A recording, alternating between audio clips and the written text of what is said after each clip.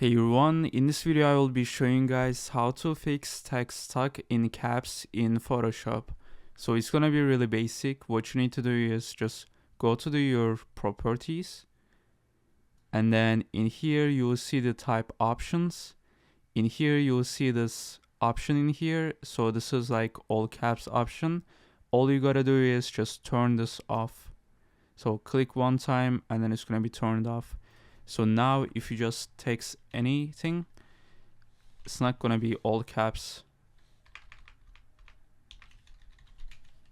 But if you turn this on, so as you guys can see, it's just gonna be like all caps whenever you just type anything, as you guys can see. So this is how to fix text stuck in all caps. I hope this video was helpful. See you guys in the next one.